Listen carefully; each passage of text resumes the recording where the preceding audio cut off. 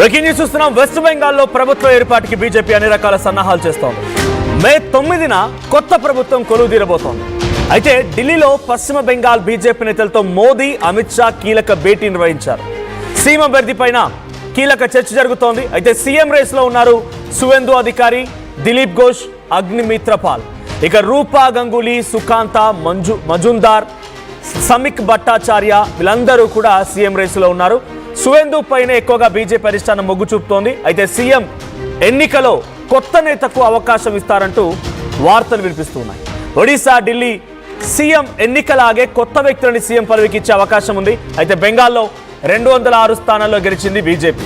206 స్థానాలు గెలిచిన బీజేపీకి ఇప్పుడు అక్కడ ముఖ్యమంత్రి ఎవరు అవుతారనే చర్చ జోరందుకుంది. ఇప్పటికే బీజేపీ అక్కడ వెస్ట్ బెంగాల్ కీలకమైన నేతలతో ఢిల్లీలో మోదీ, అమిత్ షా భేటీ నిర్వహిస్తున్నారు. ఎక్కువగా సువేందు వైపే అందరి వేళ్లు చూపిస్తున్నా ఇక్కడ రేస్లో ఉన్న దాంట్లో మజుందార్, సమీక్ భట్టాచార్య అండ్ రూపా గంగూలీ, అగ్నిమిత్ర పాల్, దిలీప్ ఘోష్ వీళ్ళంతా ఉన్నారు. అయితే వీళ్ళంతా కూడా వెస్ట్ బెంగాల్లో కీలక పాత్ర పోషించిన వాళ్ళే.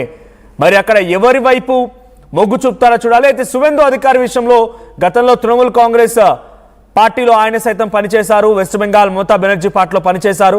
ఆ తర్వాత బీజేపీలోకి వెళ్ళారు ఆయన. సో బీజేపీలో ఇప్పుడు కీలకంగా మారారు. బీజేపీ మెయిన్ ఫేస్గా ఆయన అక్కడ ఎన్నికల ప్రచారంలో పాల్గొన్నారు. ఆయన అక్కడ గెలిచారు కూడా. ఇప్పుడు అంతేందుకు భవానీపూర్లో మమతా బెనర్జీని సైతం ఓడగొట్టిన వ్యక్తి సువేందు అధికారి. కాబట్టి సువేందు అధికారి వైపుగానే అంతా మొగ్గు చూపే అవకాశం ఉంది. డీటెయిల్గా తెలుసుకుందాం. మా ప్రతినిధి మధు జాయిన్ అవుతున్నారు లైవ్లో.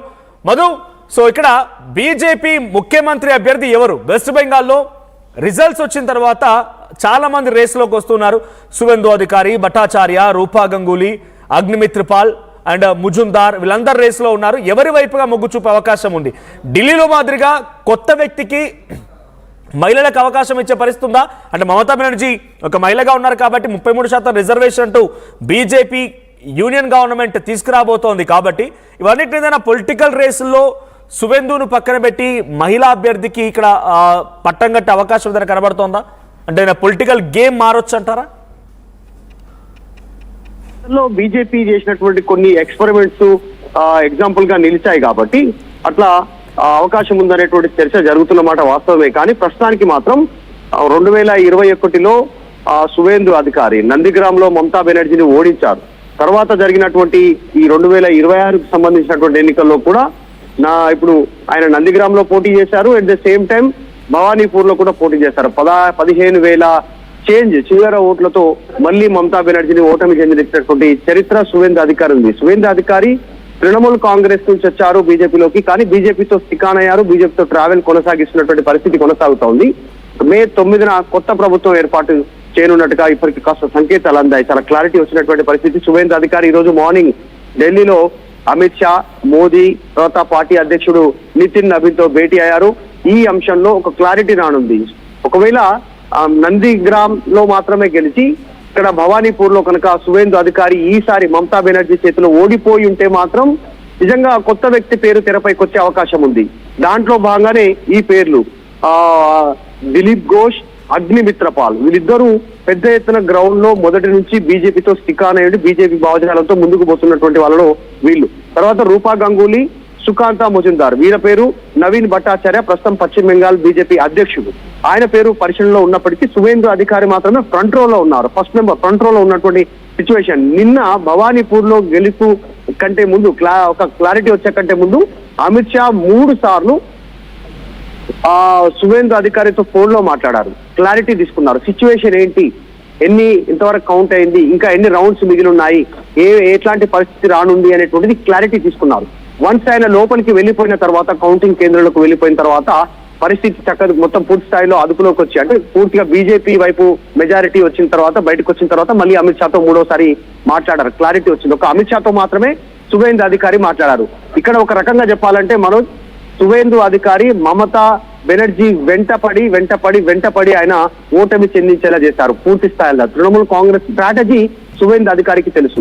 అక్కడ ఉన్నటువంటి గుండాగిరి, అక్కడ ఉన్నటువంటి మిగతా అంశాల ఆరోపణలన్నీ కూడా సువేందు అధికారి ఇచ్చినటువంటి సూచనల మేరకే బీజేపీ ప్రజలకి తీసుకెళ్లే ప్రయత్నం చేసింది. మోడీ ఫ్యాక్టర్ ఉంది, నేషనాలిటీ ఫ్యాక్టర్ ఉంది, హిందూయిజం ఫ్యాక్టర్ ఉన్న సువేందు అధికారి కూడా అత్యంత కీలకం. మొదటి నుంచి బీజేపీ నాయకులు అక్కడ ఉన్న మమతా బెనర్జీని ఎదుర్కోవడంలో అంతమందుకున్నటువంటి కమ్యూనిస్టు ప్రభుత్వాన్ని ఎదుర్కోవడంలో సక్సెస్ కాలేకపోయారు ఈ నాయకులంతా కూడా. పార్టీతో పాటు ట్రావెల్ చేశారు, పార్టీతో పాటే ఉన్నారు, అండగా నిలబడ్డారు. కానీ మమతను ఓడించే స్ట్రాటజీలో ముందు వరుసలో ఇక్కడ లోకల్ నాయకత్వంలో పశ్చిమ బెంగాల్లో సువేంద్ర అధికారి నెంబర్ 1 పొజిషన్ లో ఉన్నారు. కాబట్టి ఆయన పేరే దాదాపు ఫైనల్ అయినట్టుగా తెలుస్తుంది. నిన్న బీజేపీ ఆఫీస్ లో కొంతమంది కీ పర్సన్స్ తో ఆర్టీవీ మాట్లాడిన సందర్భంలో వాళ్ళు నిజంగా ఒకవేళ భవానీపూర్ లో సువేంద్ర అధికారి గెలిస్తే ఆయనే సీఎం అభ్యర్థి, ఒకవేళ భవానీపూర్ లో గెలవకపోతే మాత్రమే దిలీప్ ఘోష్, అగ్నిమిత్రపాల్ వీళ్ళిద్దరూ ఒకరు తెరపైకి వచ్చే అవకాశం ఉందనేది చర్చ చేశారు, వాళ్ళు మాట్లాడారు.